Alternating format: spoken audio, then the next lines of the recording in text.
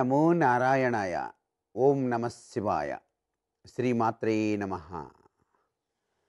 మనం ఏ విధంగా ఇంట్లో దేవతార్చన చేసినప్పటికీ రకరకాలైనటువంటి పుష్పాలను తెచ్చి స్వామికి సమర్పించేటువంటి ఆచార సంప్రదాయం ఎప్పటి నుంచో ఉంది.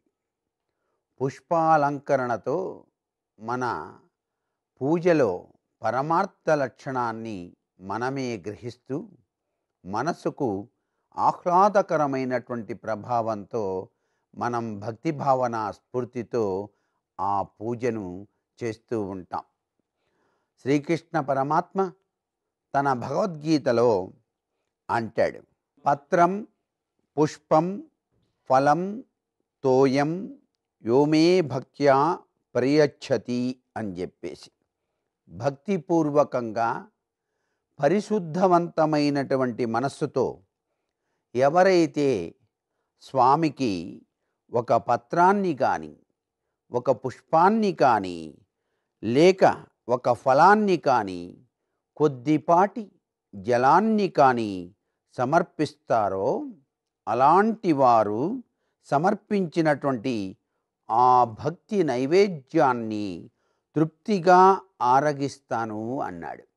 దీన్ని బట్టి భగవంతుడికి భక్తితో ఒక్క పుష్పాన్ని సమర్పించిన ఆయన అనుగ్రహం మనమంతా కూడా పొందవచ్చు అని చెప్పేసి తెలుస్తోంది.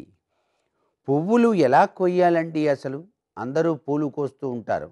దీనికి చాలా విశేషాంశాలు ఉన్నాయి. భగవంతునికి ఎటువంటి పుష్పాలు నివేదించాలి, ఏ పూలు పూజకు పనికి వస్తాయి అనే ప్రశ్న ప్రతి ఒక్కరూ గుర్తెరగాలి. అశౌచులైన వారు పుష్పాలను తాకకూడదు.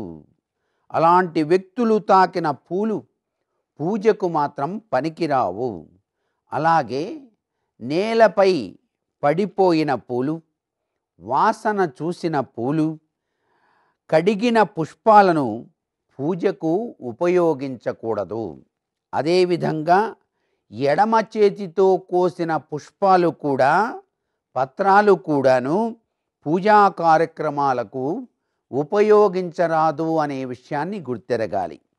చెట్టు నుంచి పువ్వులు కోసుకొస్తున్నప్పుడు పూల సజ్జ లాంటి వాటిని వేటినైనా సరే ఉపయోగించాలి, కానీ ఒంటి మీద ధరించినటువంటి వస్త్రంలో వేసుకొని రాకూడదు సుమా. అలా వేసుకొని వచ్చిన పుష్పాలను పూజా కార్యక్రమాలకు ఉపయోగించరాదు అనే విషయాన్ని ప్రతి ఒక్కరూ కూడా గమనించాలి. అంతేకాకుండా స్నానం చేసి శుచి అయిన తరువాత కోసిన పవిత్రవంతమైన పుష్పాలనే దైవ పూజా కార్యక్రమాలకు ఉపయోగించాలి. వాడిపోయినవి, కళావిహీనమైనవి, దుర్గంధమైనటువంటివి అయినటువంటి పుష్పాలను పూజకు మాత్రం వాడకూడదు అనే విషయాన్ని గుర్తెరగాలి. అలాగే ముళ్ళున్న పుష్పాలు, అపరిశుద్ధమైనటువంటి స్థలాల్లోని మొక్కలకు పూసిన పూలు పూజకు మాత్రం పనికిరావు అనే విషయాన్ని కూడా గుర్తెరగాలి. పువ్వులు ఎలా తేవాలి, పుష్పం ఏ విధమైనటువంటి తత్వాన్ని మనకు ప్రసాదిస్తుందో గుర్తెరగాలి. పువ్వులను వస్త్రంతో మూట కట్టకూడదు.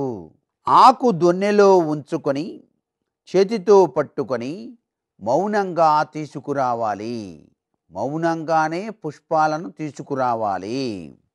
వాసన లేనివి అయినప్పటికీ మోదుగ పూలు, దాసాని పువ్వులు, మంకెన పువ్వులు, మందారాలు మనం పూజకు ఉపయోగించుకోవచ్చు సుమా.